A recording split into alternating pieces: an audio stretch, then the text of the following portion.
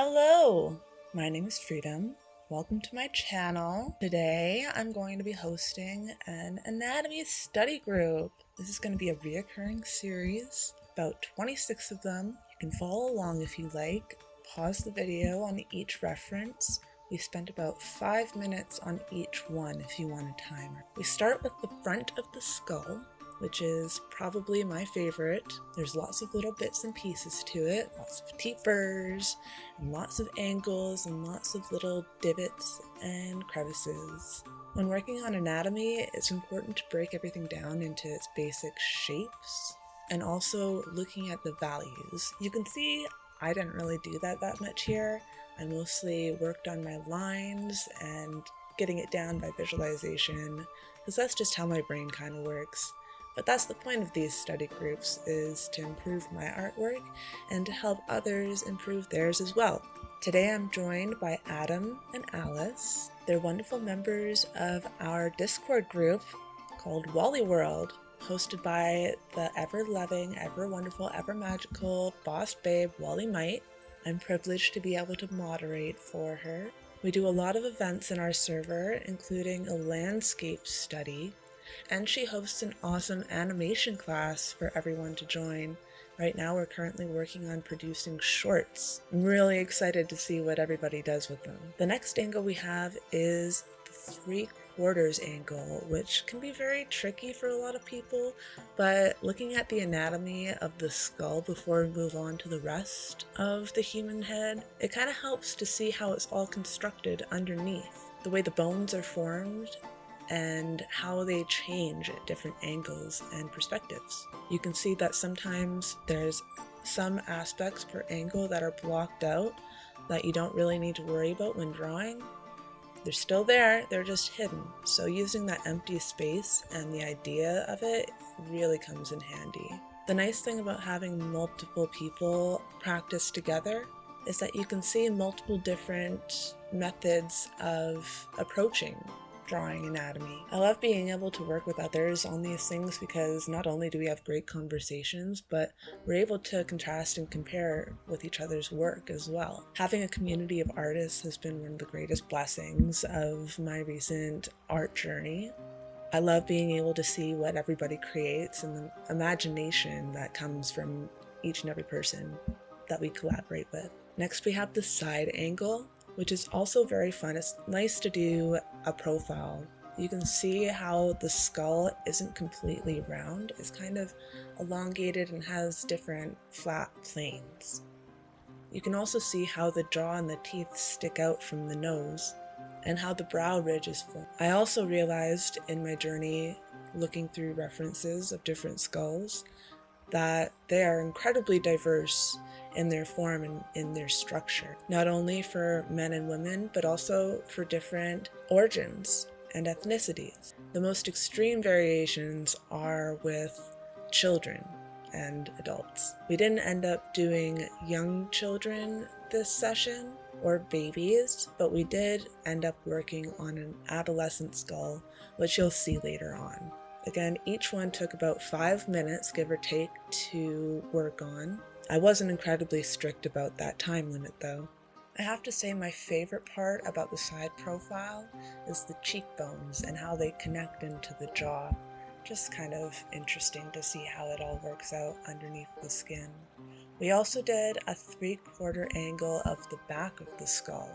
I wanted to get roughly a 180-degree profile of the entire skull without any major repetitions of either profile. Realistically, each side of the profile will be a little bit different, but not by much. You can see when doing the skull where the jaw at the front of the face is in relation to the back of the skull.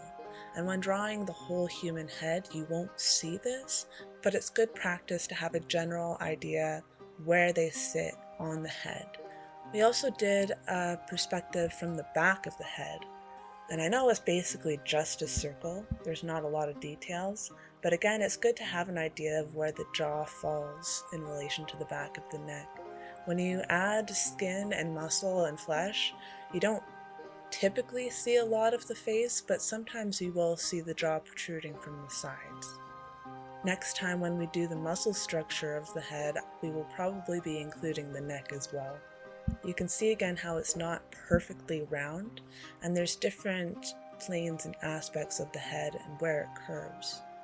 Being able to break the skull down into its most basic shapes is very handy at this angle, when all you have is mostly a circle and a rectangle for the jaw.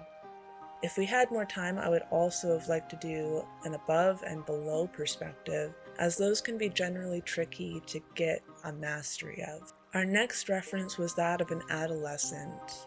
The reference photo that I found said that it was about 13 years old. There's not a lot of differences between an adolescent and an adult, but there are some notable ones, especially the awkwardness of the teeth and the largeness of the eyes. You can see that they're kind of more spaced out as well. In a younger child, the skull is much larger and the face much smaller. And in infants, you don't generally see the teeth at all. I don't typically draw a lot of younger characters in my art, but it's still a good idea to get some sort of framework for how their skulls are formed differently than adult skulls, especially when it comes to the teeth, because as we all know growing up, your teeth get a little bit wonky when your face starts growing.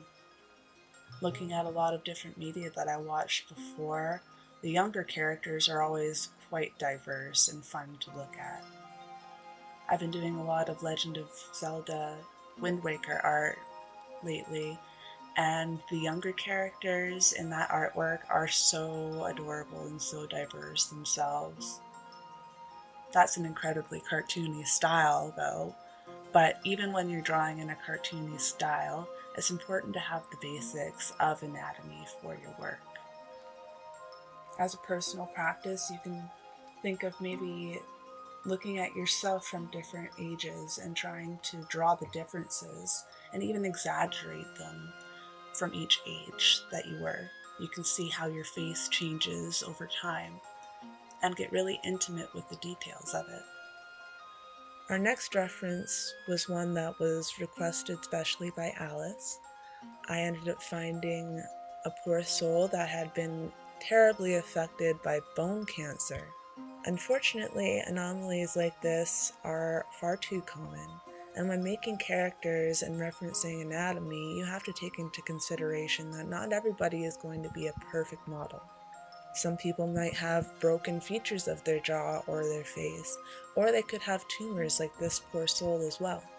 Practicing looking at what lies underneath the skin can help you set the framework for the characters that you want to create and portray. Practicing these distinguishing features as well, and some medical anomalies, can also help you if you are a person that likes to do more surrealist art. If you like to create things that are outside of the norm, other horror aspects of the creative world, then doing studies like this can really get the imagination going. Of course, when studying these skulls, it's important to recognize the humanness of them. These were people, and all of the anomalies that we see with each of these individuals was a story and a journey that they had to endure themselves. Having empathy for these people is incredibly important, especially when studying them. We can honor these people as well by giving them life, by studying them and putting them into artwork. There are many other anomalies other than just tumors to consider, especially when it comes to the structure of the bones. But without getting too sullen, it's also good to know that these people are not suffering anymore. I can only hope that their spirits are at ease and that they are resting well in whatever lies beyond. For this reference, we decided to take as much time as we wanted to. We also decided to give him a name. His name's Gregory. At the end, Adam suggested that we fit in the eyeballs, and I decided to take it a little bit of a step further and see what he would look like with a layer of skin over top. If anyone watching is into archaeology or forensics, skills like this can be incredibly useful. Art can help you in many ways. Art can help you see things in many different ways as well. Developing the eyes of an artist isn't something that's limited to just artists.